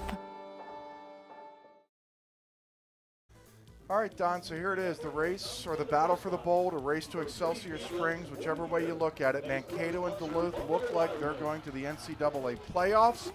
And then the winner of this game goes. The reason, even if Winona State wins, St. Cloud State would go because they beat Upper Iowa and Winona State didn't. If the Dragons were to win this football game, they would go because of this thing called the Rose Bowl rule. Winona State's been to the Mineral Water Bowl 3 times. The Dragons have never gone, so they say if it's a tie, like this would be, right, it's the team that has not gone in the longest, so the Dragons would go. They qualify. Because of that rule. Wow. Well, so good. That's why the winner of this game will play. And I learned something else, Don. See, you gave me the geography lesson. Great right. Gates. Okay. We're feeling your love up here in the booth. We saw your text. It's the first play of the fourth quarter. Lewis nailed by Wilkins after a 3-yard pickup. The first 18 years of the Mineral Water Bowl, up until last year, but not this year, was an NSIC representative against an MIAA representative. Pittsburgh, Truman, Northwest, not anymore. They severed their ties. It's going to be a team from somewhere in the nation. Oh, wow. That has a criteria. So it's like not the this Missouri. One. It's not the Mid-American Intercollegiate Athletic Conference. Mid-American. It's not. Oh, wow. Yes. I didn't know that either. I found out last night. Lawhorn spins across the 20-yard line. They haven't shoveled in a while. Yeah, it's a 20. Yeah, so it'll be a mystery as to who's going to qualify on the other end. Or the Dragons. Yeah, same criteria. Sure. A non-NCAA playoff that has at least a 6-5 record and yada yada, and wants to go. 3rd and 3. Both of these teams want to go. 3rd and 3 for St. Cloud State. Lewis in the backfield. He'll get the carry. He's short of the first down. Jason Magnuson, one of the first Dragons to get up off the pile. He makes the tackle, and St. Cloud State's going to kick this away. Now that was another great job by the Dragon defense as they got off the ball on the defensive line, made some penetration. That allowed the linebackers, and also you had just a great job of sliding off Jordan Magnuson, the sophomore out of Valley City, 6'3", 275-pound defensive tackle, was able to slide off of his block and help make that tackle. So great job by the Dragon defense. This is a great kick by Adam Stage. This will go out of bounds at the 22-yard line. How about a 55-yard punt as he kept it low? He knew what he was doing. He knows what he's doing now. He'll go off the field and head straight for cover. He's going to try to find some warmers, too. Oh, my goodness. He just did his job. The Dragon defense did. We've talked about that this would be the case all day today. It's 10-7. These two teams have totaled for just over 300 yards, which is so 1990s. I love it. Might even be more 1980s. Oh, goodness. Jokum, who hobbled off earlier today, just got nothing. Chance Jacobson, the Rochester, Minnesota native, just a sophomore, first in. It's 2nd and 9. 12 minutes, 35 seconds left to go. Jokum again, looking for some running room. He's not going to find any as the nose guard, Joe Carpenter, out of Robbins, Illinois. That Illinois is right by Pewaukee, which is on the eastern side of Wisconsin. See, Don? Illinois is down there, yeah. It took you 2.5, 3 months, but I do listen to you once in a while. Once in a while. It's 3rd and 5. Oh, my goodness. 3rd and 5 for the Dragons. Now, this is where the offensive line for the Dragons needs to really pull up their bootstraps and go to work, give some room. Bresnahan in motion. Neal looking his way. Bryce is going to run. He's going to have a first down, the whole lot more. Neal still on his feet across midfield. He'll get pushed out of bounds by Stuart Hammond. The longest play of the day. Couldn't have come at a better time for the Dragons. And if we remember back to the first drive that the Huskies scored on, there was a play by Lawhorn when he scrambled out and he was able to go on the near sideline, pick up a big run and a big first down that allowed the Huskies to score their first 3 points. That, my friends, might be play of the game for the Dragons if they are able to come out victorious. There's Jokum hobbling off again. He'll be spelled by Denver Colgrove. 2nd and 9 for the Dragons at the St. Cloud State 40-yard line. It's Denver Colgrove. He got tripped up. He'll pick up 2. Tackle was made by St. Cloud State's Devin Krzyzanowski, a freshman inside linebacker out of Fond du Lac, Wisconsin. Another Wisconsin. It is. Now that's a little bit further up north. That's north of Eau Claire, I believe. 3rd and nowhere 7. near Milwaukee. 3rd and 7 for the Dragons. And I got the geography degree. That's what's sad about this. Colgrove grabs from behind and taken down, and this will be a 4th down as Graham Miller, the Minneapolis, Minnesota native, got him to set up this 4th and a long one.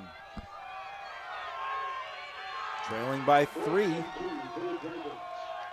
You're not going to kick it. You had a kick earlier today of what, 1 yard? So you need 1 yard here.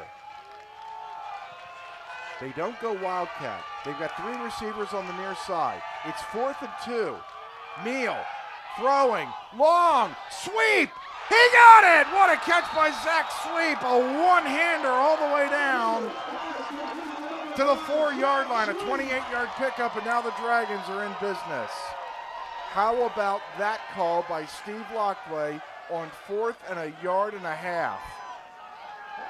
Man-to-man coverage on the outside, and Zach Sweep uses his track legs to get a step on that defensive back, and Bryce Meal throws a strike, and Zach Sweep puts him in great position now down inside the 5. From the 5, Simons in a Wildcat. He wants to throw for the first time this year. Incomplete. I've asked Steve Lockway all season long, are you going to have Zach throw a pass? And all he does is smile. Yeah, you never know. You never know. You never know. Oh, my goodness. That was perfect, too. And honestly, I thought tight end was going to come down with that. Is that Marquardt? You got to catch that. He knows it, too. Simons out of the Wildcat. 2nd and goal from the 5. He's going to keep it on the ground. He's going to plow forward. He's going to pick up 2 yards and set up a 3rd and goal from the 3. 3rd and goal from the 3. 9 minutes left. By the time the ball gets snapped on this, we're going to be in the 8-minute mark area. This is what you expected, though, for a game, Steve, from the beginning, because of the weather, because of the elements and how things are playing out. And both of these teams are very, very good defensively and have been playing very good defense all year. So now we look at St. Cloud taking a timeout. 8:48 left to go. Come on back. The mind is not a vessel to be filled, but a fire to be kindled.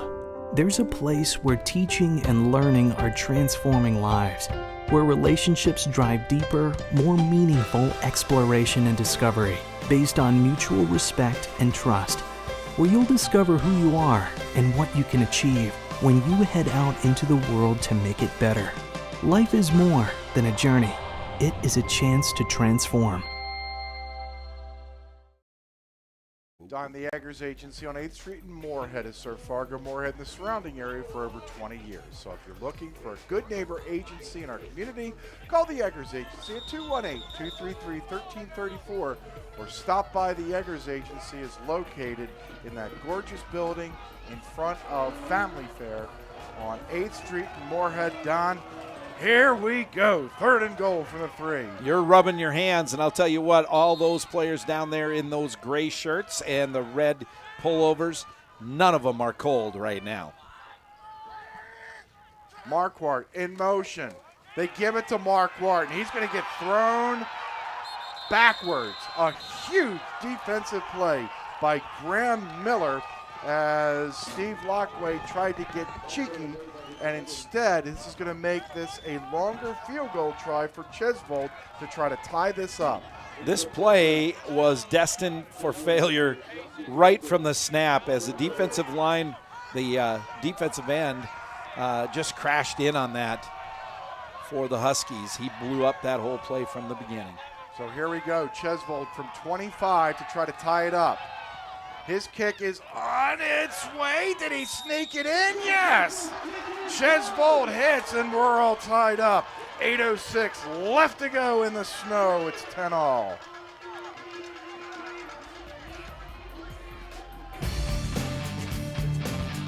This is Dragons Live. Another day. And just like every day, it never seems to slow down. But you have a plan. Grab a cup, grab the paper, and grab a little time. Just for you. It's worth it. Don't get the paper? Just grab the phone. Call now and save up to 60% off the newsstand price. Journalists, bringing the story home every day. Don, 11 plays, 69 yards, and this has turned out to be everything that we could ask for, not just for us, not just for the players, but for you at home watching this game. This is great. Most definitely, and you know, we've talked about it from the beginning here, the elements and how the game of football being played outside. You and I talked about it off the air, that this is how football is supposed to be played. It gives me chills to think that this game is tied 10-10, and both teams have an opportunity to pick up a W here in a great football game. Knock down, drag them out, old-style football. Nolan Dwyer, an up back, grabs it, and St. Cloud State will start from their own 38-yard line. So St. Cloud State has the football, Don, and they have the wind. So let's see what they do here. Are they foot on the gas pedal, or is this just a situation for Scott Underwood, who you just saw in his 11th year? We'll see. Lewis in the backfield, the third leading rusher in the NSIC, 31 carries, 69 yards here today. And he has the lone score for St. Cloud State. He'll get the carry here, and I'm not convinced he got back to the line of scrimmage, as this will bring up second down. No, a loss of about a half a yard there. The Darius Woodsteichen and Stith and company for the Dragons up front, the defensive line, just being stalwarts. They stood the offensive line of the Huskies straight up, and the linebackers come up, you know, no forward progress. Things stopped right in the tracks. No gain for the Huskies. 2nd and 10 for St. Cloud State. We tiptoe past the midway point of this fourth quarter, knotted up at 10.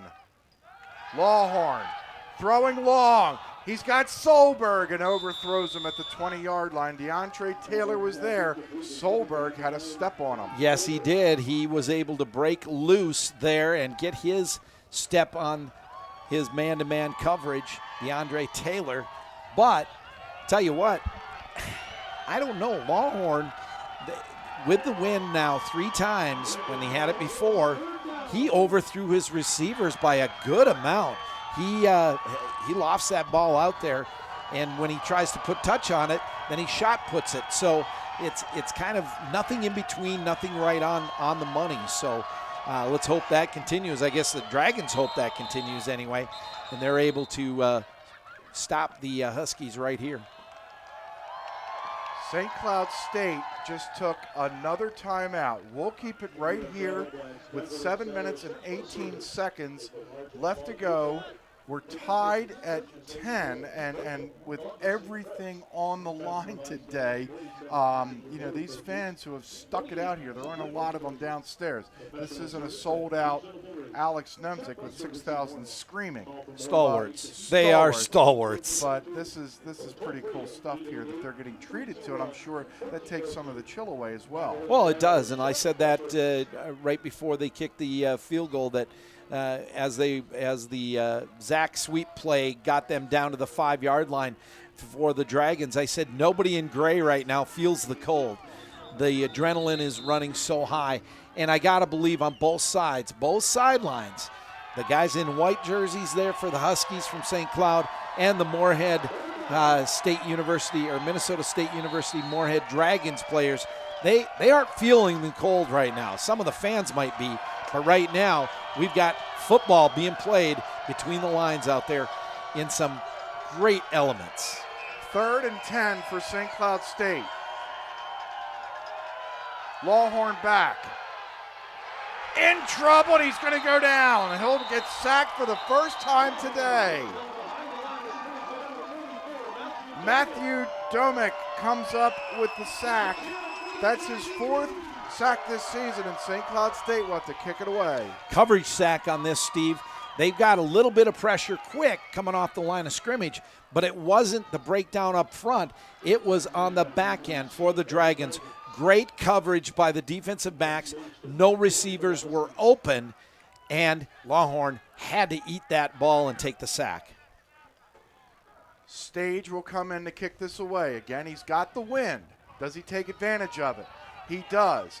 This 44-yard punt comes down, and now here goes Zach Sweet, the sprinter, across the 40 and the 47-yard line. He tripped and fell. There's Schley, and the Dragons wanted a late hit, but there was clearly none. But either way, the Dragons had the football at their own 46-yard line, 6:25 left to go. You just named a guy that we've been talking about. He's 303 pounds. He is on the punt coverage team. And he's good. He's good. He covered a lot of ground.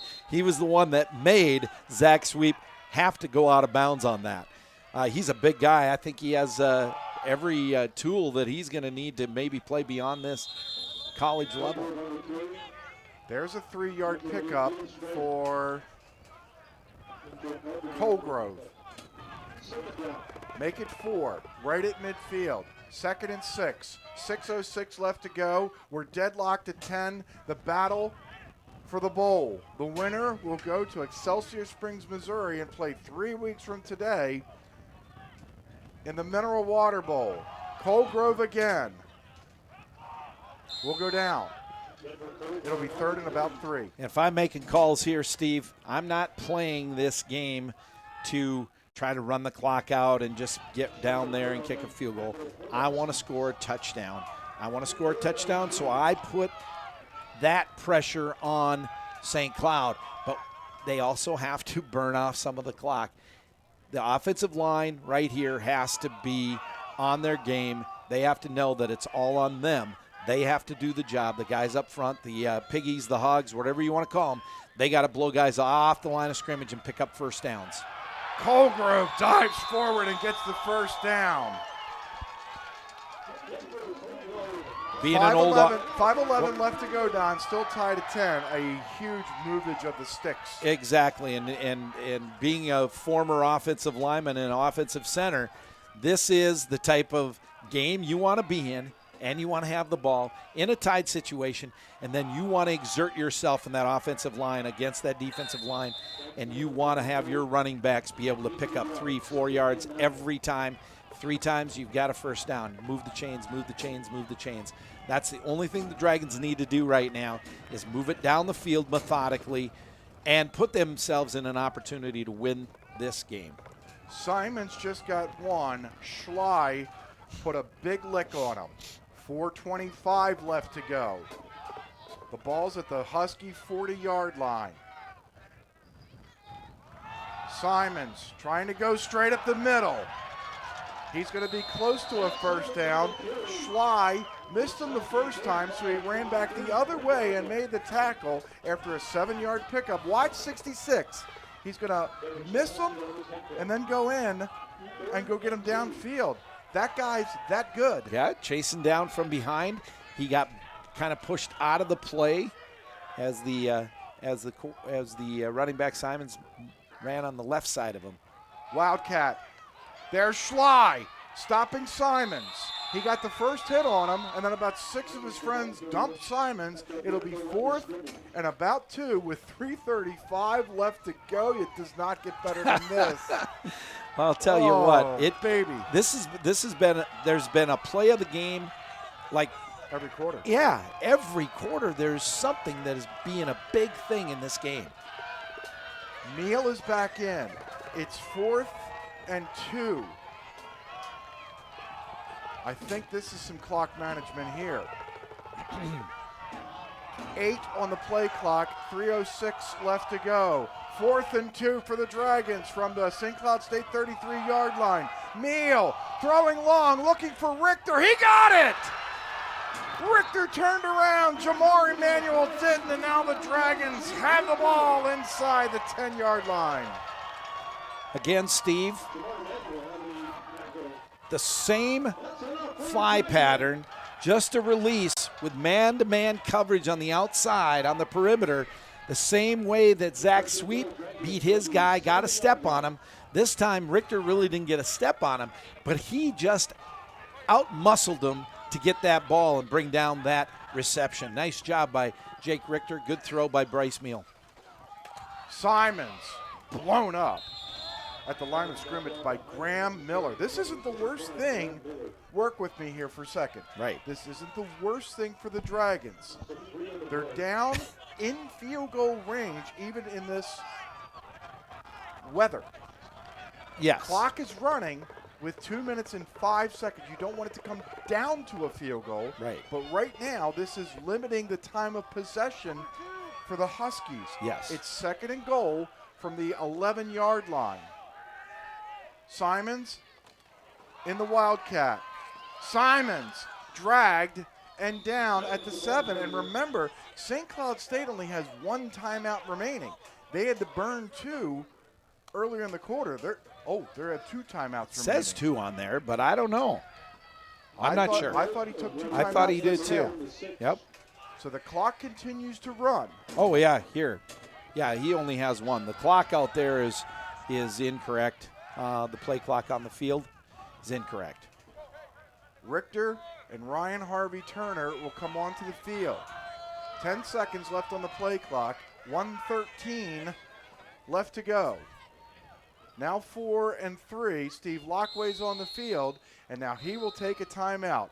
1 minute and 7 seconds left to go as we take a break. It's a new stay at the Courtyard by Marriott, located just minutes from downtown Fargo, local colleges, shopping centers, and several restaurants. The Courtyard features a 24-hour fitness center, 24-hour on-site Starbucks, and our bistro restaurant and lounge open for breakfast and dinner daily. Relax in one of our 2 indoor swimming pools and hot tub. The comfort your family needs close to all the action at the Courtyard by Marriott. Visit our website or call 218-284-1000. That's 218-284-1000. Here it is again, Don. This is what's on the line. Minnesota State Mankato, Minnesota Duluth, looking like they're going to the NCAA playoffs. The winner of this ball game gets to a suburb of Kansas City, Missouri, Excelsior Springs, and some postseason football. What it also does for this program, it gets them 3 more weeks. Like Steve Lockway said, that's almost like spring ball. They get 3 more weeks of practice for a game. Well, exactly, and all the touches and all the things that you can accomplish as a team with practice time. And preparation, yes, they don't even know who they're going to play, but you're going to prepare. You're going to do some different things. So, yes, it is a big deal. Simons into the end zone. Incomplete. It should have been picked up by Gutshow. And now it's 4th down. Simons is lucky. Simons kind of handcuffed that ball. The bottom fell out of it very quickly. If you watch the release, yep, it started to tip down way too soon. Had it been up, Richter had an opportunity, I think, had it been up in the air a little bit more. So here we go. Chesvold, 1 of 2 so far today. This is a 24-yard field goal. It's on its way. And it's good with 59 seconds left to go. The Dragons take the lead as we keep it here. Chesvold has hit some big kicks this season. His field goal sent the Dragons into overtime against Wayne State just under a month ago. His field goal here gives the Dragons the lead 13-10. Now, if you've been watching throughout the ball game, as we take a look at the Gate City Bank My School Spirit fan cam, the Dragons lead at 13-10. These kicking into the wind, okay? And they've been squib jobs, yeah. So let's see how far he can squib this ball down the field as St. Cloud State will prepare to try to make a game-tying or game-winning drive. And the squib kick, I'm not sure how they're planning all this, and Travis Anderson, who is special teams coach, how and what they're looking at here. But you also don't want to kick it so far down there that they actually that the Huskies would actually get an opportunity to make a return on it, because you need to get your coverage team down there too. So, well, we'll see how he's doing it. Right now, he just a pooch. Peyton Conrad was unable to come up with the ball. A freshman out of T, South Dakota. That's a suburb of Sioux Falls on the south side. So now St. Cloud State will have the football. 5, 10, 20. Where the heck's the ball? It's about the 20. It should be about to 27. Yeah. Where he slid in and corralled that ball. And once again, St. Cloud State only has 1 timeout remaining. That's a big thing right now. They do have the wind, so maybe their target line would be about the 25-yard line for Stage. Here's a pass and a completion, and they're going to say that Sam Hartman did get out of bounds after a 5-yard pickup. So it stops the clock with 51 seconds left to go. And the defense now, if they're going to connect on, and the defense of the Dragons is going to play a little bit of a prevent on this, having the lead and let them have the underneath stuff, they need to keep them inbounds and the clock running. Lawhorn has a man. Complete. It's John Pass, his 34th catch this season. That'll stop the clock with 46 seconds left to go as he gets it up to the 47-yard line. Now the clock's running. Heading towards 40 seconds left to go. Low snap. Lawhorn feeling pressure. Overthrows his intended receiver, Carver. And maybe St. Cloud State is happy because that would not have been for a long gain. No, it would have been a short gain. And the defensive player was right in it, or within striking distance to stop him very quickly on that. Defensive line for the Dragons, they need to put some pressure on him. They need to pin their ears back. They know is going to be trying to pass this football. 2nd and 10 as you see the coaches camp presented by BSN Sports. Lawhorn with time, throws, Solberg, the diving or the sliding catch all the way down inside the Dragon 20. They're going to mark it, 30 rather. They're going to mark him down at the 26-yard line. Right now, they are getting into Adam Stage field goal range. The clock is running. 25 seconds left to go. Lawhorn throwing. Incomplete. Who was the intended receiver? Steve Lockway's looking for a flag, and now here goes the line judge. Kerry Radisowitz. Are they going to throw the flag? You know what? The receiver that was down there had gone all the way to the inside. There's the flag. Yeah, and he threw it over here. And yes, it went past the line of scrimmage and all of that, but there was no one over there, and he was in the pocket. So this is going to be a spot foul. so they're going to put the ball back at the 35-yard line. It's also going to be a loss of down, which may be insignificant. No, it'll just put it at because there's only second. 17 seconds left to go. Right. But what this does, Don, is it takes St. Cloud State out of field goal range. Right. Yep. If you go back to 2006 when the Dragons got to 6-5, back then that was big. Yes. Especially 2 years after an 11 season. Yep. Right? Yep. They beat St. Cloud State in the Metrodome on a missed field goal. 12 years later, if Stage gets a chance, they could do the same thing. There you go. The Dragons have not beaten St. Cloud State since 1983. They haven't won here against St. Cloud State since 1982. They've lost 11 times in a row, and mostly the numbers have been pretty lopsided. Here today in the snow, trailing 10-0. They got a Zach Simons score to make it 10-7 with 4:54 left in the third quarter, and then Joe Chesvold with a pair of field goals, and now there's a timeout on the field, and I don't know exactly why. Justin Ingalls is talking to Steve Lockway. He's the one that threw the flag. Now maybe since he's over talking to Lockway, they may pick that flag up. So I have no clue what's going down outside on the field. Well, they've placed the ball at the 34. At the 34, which is a spot foul. Here's Justin Ingalls. Let's see if his microphone works. No loss of down.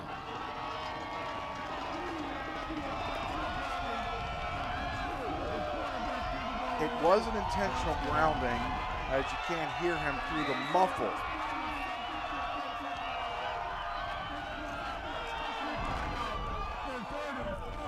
Their third and final timeout they had to take to not lose it down.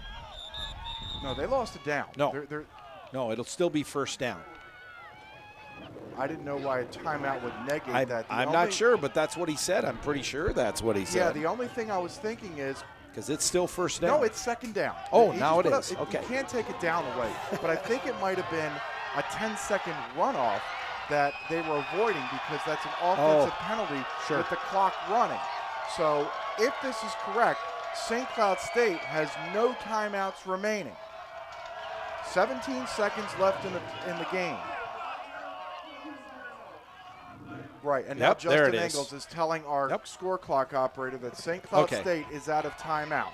We got that straight. It's 2nd and 18.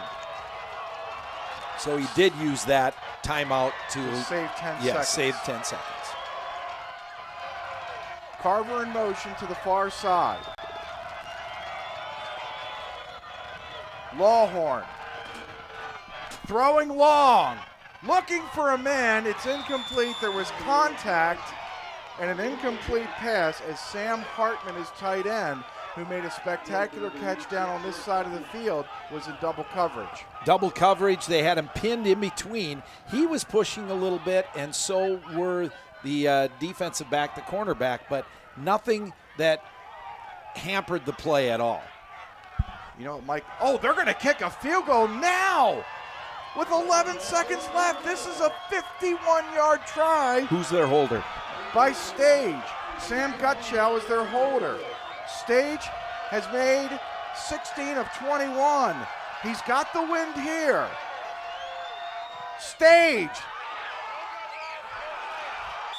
It's no good. He missed it to the left with 7 seconds left to go, and the Dragons are going to win. Wow. Why would they elect to do that now? No timeouts left. Opportunity to run maybe one more play, but it would have had to have been a pass play that got them out of bounds on either one of the sidelines, and they maybe just didn't feel that they had a play that they could do that. So now the Dragons are just a knee away from the Kansas City suburbs. And an 8-win season for the first time since 1991. Dragon fans will celebrate as they'll go bowling and finish 8-3. Final score 13-10. What an excellent day today for the Dragons, and bringing back some prominence to football here at Shields Field. So an excellent job by Coach Lockway and the team. So happy for you guys. So happy for the Dragons and how they performed on an inclement day. Snow, wind, weather all over the place here. And the Dragons come out victorious, win a game that they had to win, even though it's to move on to the Monroe Water Bowl, and it's not the NCAA playoffs, but it is moving on, and they get another game to play this season. Congratulations to the Dragons. Steve Lockway is downstairs with Alexis Kennedy. Coach, just Elements, how proud are you of your men right now? Super proud of these guys. It's a heck of a group. They've bought into what we said. We've had a great group in front of us that have given us the opportunity to build the program, to be in a situation like this. All heart, all guts, everything you want. They're a gritty group. There's no ego. They're humble. And these guys play it like it's supposed to be played. I'm super proud of them. Yes, one more game to go. Congrats. Thanks, Coach. Steve, Don. Steve Lockway has the right to fight back tears right now, Don. This was a gutsy effort. They did it in come-from-behind fashion. They did it against the odds, against the elements, against a great St. Cloud State football team. And I got to see the celebration last week when they took home the axe. Look at this. They get all 3 trophy wins this year, and now they're going to play for another trophy, a Mineral Water Bowl. The Dragons win it by the final score of 13-10. Let's take a look at the second half highlights. Here we go with St. Cloud State, who led it 3-0 at the half, and then Greg Lewis, who had 32 yards on this possession, got the Huskies into the end zone. It was 10-0, but then on the ensuing drive, the Dragons, Zach Simon goes 1 yard in. His 14th rushing touchdown this season. It's 10-7. Can I have some kicker love? That's Joe Chesvold tying it up with 8:06 left to go, a 25-yard boot, and this would turn out to be the game winner as he just squeezed it inside the left upright. With 59 seconds left to go, the Dragons win this football game by the final score of 13-10. It's amazing that there were 480 yards of offense in this game. Considering we only had 150 at halftime of total offense, and it was amazing that there were only 2 first downs by St. Cloud at halftime and 6 for the Dragons, and a total of 159 yards. And the game finishes like this with time of possession almost identical. The 2 turnovers early in the game. Yes, one of the fumbles did turn into 3 points for the Huskies, but the Dragons were able to overcome all of that, come from behind, 10 down, come back and win this game today. Very proud of the Dragons. Let's get to the electrifying play of the game. To set up the field goal, the Dragons had to have something electric. This was 4th down. Bryce Meal, look at this little beauty against the wind, and the one-hander by Jake Richter. We've seen it all season long.